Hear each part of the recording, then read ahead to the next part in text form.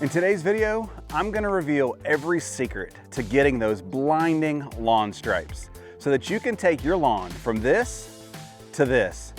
And I'm gonna do it all without any special equipment or lawn rollers. Let's get into the video.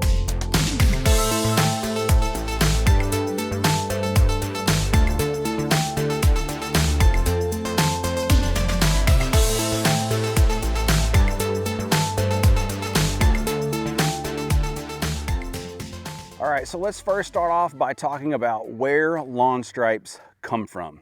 Lawn stripes come from the way that the leaf blades of your grass are laying in relationship to the sun. So if you have a white stripe or a light stripe, that means that the grass blades are laying away from you. And if they're pointed towards you, that is a dark stripe. Now, when I'm thinking about how I'm gonna stripe my lawn, the first thing I'll take a look at is where that sun is, because I want those stripes to go with the direction of the sun to try to get the brightest, darkest stripes possible. Now, in the summertime, that's really easy because the sun is straight up in the sky.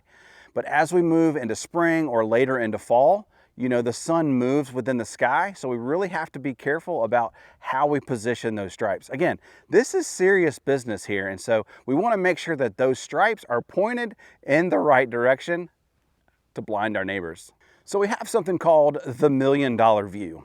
It's basically how our lawn is going to be perceived by our neighbors. Again, we're doing this because we're trying to get those blinding stripes. They're not for us, they're for our neighbors. We're trying to dominate here, all right? So this is to be taken very, very seriously. So as I'm walking, you can see my house is behind me. This is the vantage point that my neighbors see my lawn. So when I start thinking about what direction I'm gonna mow in to try to get that optimal stripe, based on the sun, with it being up here, casting a shadow going this way, I'm actually gonna run my stripes this direction right here. And that is gonna give me the deepest, darkest stripes because I'm going with the direction of the sun as it moves through the sky. Now in the mornings, the stripes aren't gonna be quite as bright, but as we go throughout the day, about 2, 3 o'clock in the afternoon, these stripes are gonna be blinding. So let's jump on the mower and start laying down some stripes. And then I'm gonna give you a few more tips to make sure that you get the darkest stripes possible.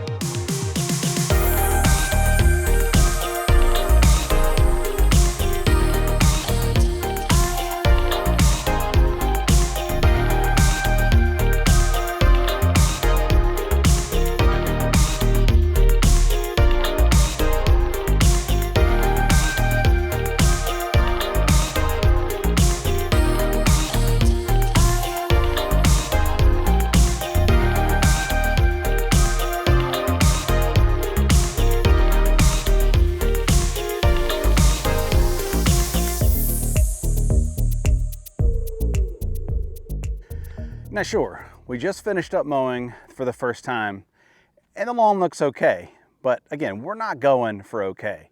We're going for pure domination here.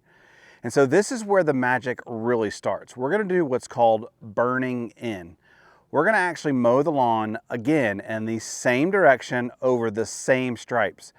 Remember when I said in the beginning, it's all about those grass blades laying down.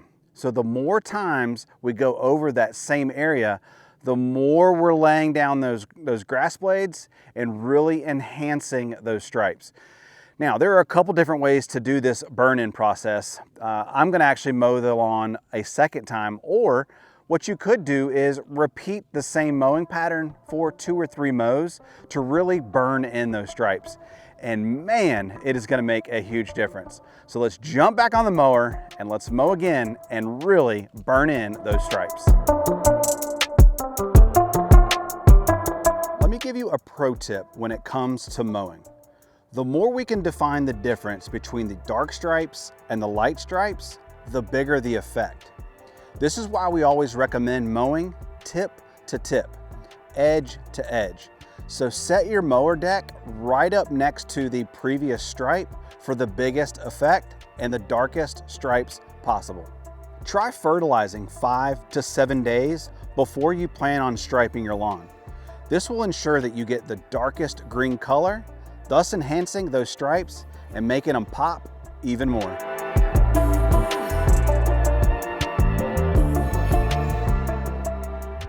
Now remember, I did all of this without any specialized equipment, no lawn rollers, no lawn stripers, none of that.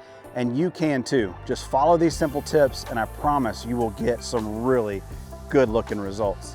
Now sure, you can get some great results with Kentucky bluegrass and ryegrass. I mean, that's why they put them on ball fields, right? But this is one of the main reasons why I love turf type tall fescue. Happy striping. I'll see you guys in the next one. Peace.